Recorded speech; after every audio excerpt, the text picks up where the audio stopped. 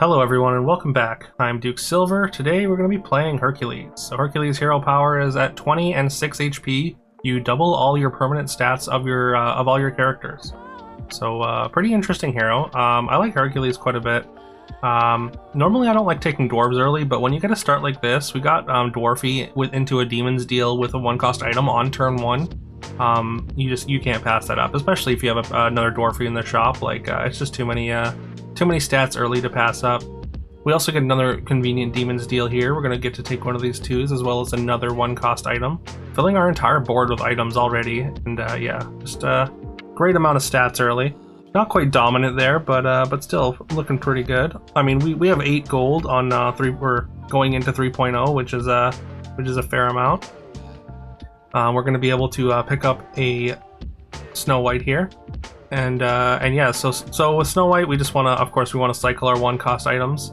I was considering locking for the Consti there, but I figured taking the free roll to see if we get a 1-cost item was worth it, and we do get the 1-cost item. We actually cycle it before selling out of the Bluebell with an item to get an Ori as well. So we actually got more out of that turn with that free roll than I definitely would have locking the Consti.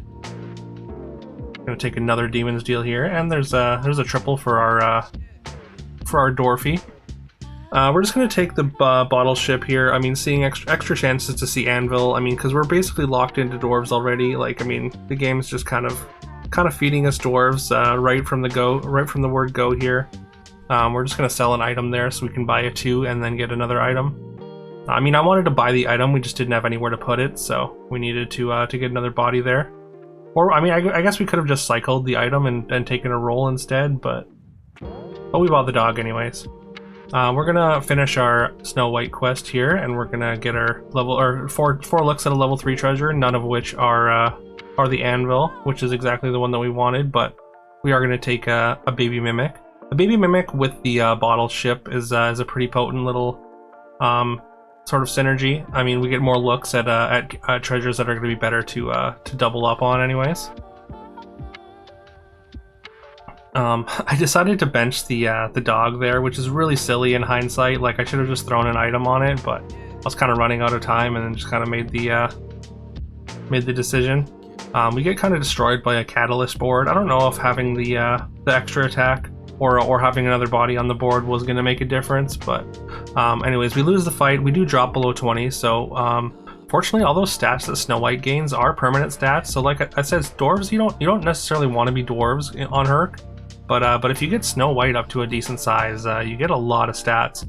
And we also had an egg on board, so one of our eggs is absolutely enormous here. And we get to pick up a pair there. Speaking of absolutely enormous, we are going to sell down and just take a Husky.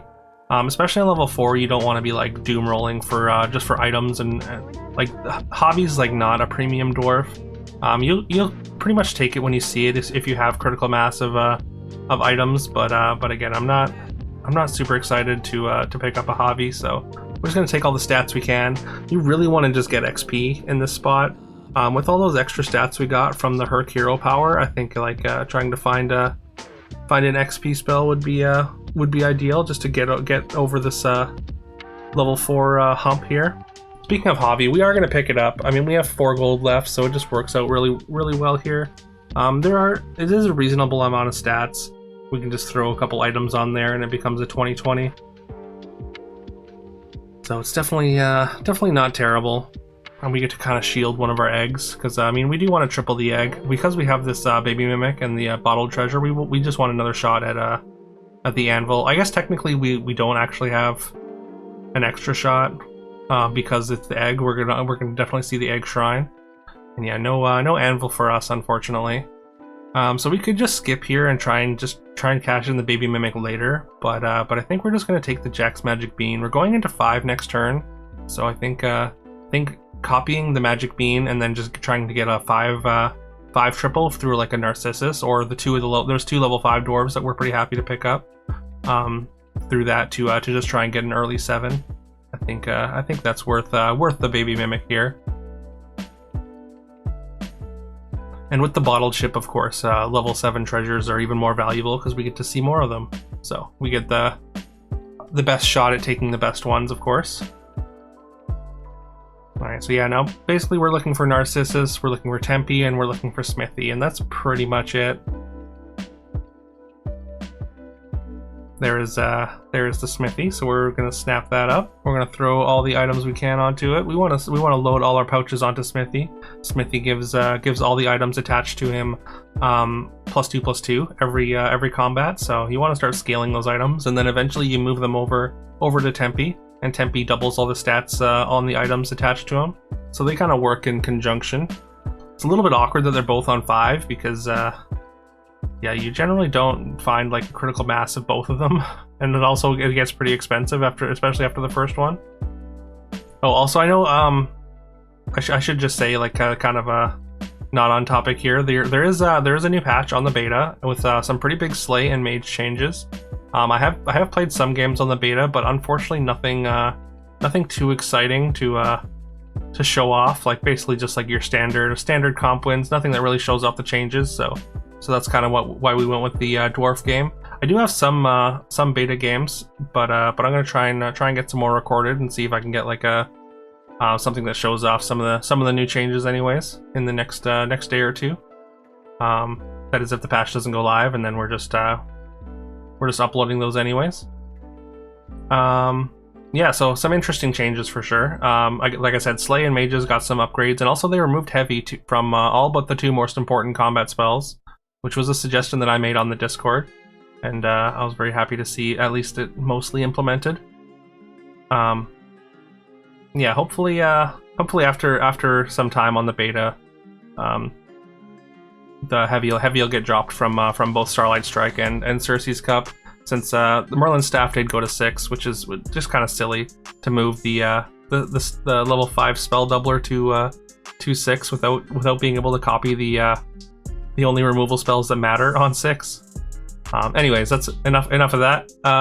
So like I said, the game really wants us to be dwarves. It's just kind of like hand feeding us dwarves here. We did find Edmiri as soon as we got to 6. We took an ascension or an asceticism on the way to 6, so we could skip over 5 a little bit. Which I mean, we did want to find level 5 dwarves, but I think taking an XP spell is still worth it. We still our level 6 dwarves are of course even more premium, so there's another Edmiri. So again, the game just wants us to be dwarves, so we're gonna listen. We don't really have like complete critical mass of items here. Like we don't even have items filling up all our item slots. So like our Edmiri is probably not as powerful as they could be, but still pretty powerful. I mean, of course, I think we have, what, 11 items here, so it's +44 per dwarf, per Edmiri, so definitely nothing to sneeze at. Alright, and we get to the triple for our Tempe there, so that's going to be our level 7 treasure.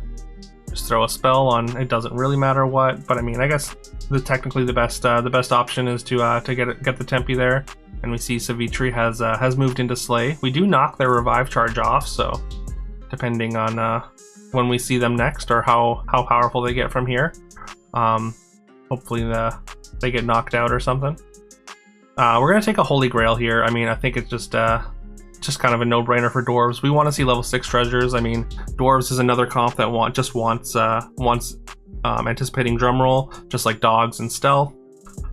We do get a doppelganger diamond, which we can copy their first slot character and what. And also we still have another charge on our Holy Grail, of course. I do have the Tempe up there. I think I do make the switch before the combat starts. Yeah, I got the Edmiri in there, so of course we want to copy the Edmiri, then we get both the Edmiri entrance effects. It's like getting a double entrance kind of thing for that one character at least. And the fact that we've got a triple, if we can get an entrance rune onto the Edmiri there, then that's going to be a huge amount of stats. Again, we've got this Holy Grail charge, just looking for one more level 6 dwarf. We're pretty well, I don't think we can settle for anything less. Like, we're pretty powerful. We don't necessarily like finding a level 6 treasure, of course, would be important, but I think just taking a random 6 would not be worth it based on how strong we are. We do need a dwarf to replace the Snow White though, since that is kind of a a weakness on our board, and we do hit it. Unfortunately, no drum roll, even on the 4 treasures. We've seen 8 treasures so far, and no drum roll. A little bit unfortunate. We are just gonna skip there. Oh, sorry, we didn't use up the Holy Grail charge the first time because we tripled the Admiri. That's right. Speaking of Admiri, we get another one. So that's 12 treasures, no anticipating drum roll. So we just take a reroll there since we don't have time to use the gold. And also we just want another look at a potential drum roll. And speaking of drum roll, the stealth player has hit drum roll, and they do kind of destroy us there. I mean, we do manage a tie, but I think they are starting to scale kind of out of control here. So that is not great for us or anyone else in the lobby for that matter. They do only have they only have to lose 1 combat though, so like a well-placed removal spell could turn the tide. We do find a multi, so multi's not incredible on this board. The last dwarf game I posted was definitely more geared towards multi, like multi doubling the stats on the Tempe, whereas this one clearly we're going the Admiri route. So just kind of 2 different flavors of dwarves. I mean they mix and match pretty much interchangeably, but you can definitely be more multi or more Admiri focused. 'Cause yeah. Like obviously you're kind of all in on one unit if you're the multi version though. You're kind of just like go all in on a one huge Tempe and pray that it gets there. Whereas Admiri spreads the stats out a little bit better. And looks like there's a Cat Stars player who never found Oberon. Fortunately for us, we make very short work of them, and we get our reroll treasure, and we hit the anticipating drum roll. So that is a phenomenal hit for us. Definitely not a moment too soon either, as we are now heads up with the stealth player. Anticipating drumroll comp versus anticipating drumroll comp. I mean, we have hit more of our stat unit, our level 6 linchpin unit. We got 3 plus an extra one from Doppelganger Diamond. They can't really make use of Doppelganger Diamond as well as us because they have to play. Playing Fire Mage is just the best thing they can do. And we find another Admiri here. Like, why not? Also, we did change heroes. I kind of glossed over that. That's going to give us another range character and hopefully a potential 2-for-1 on our slot 1 Admiri there.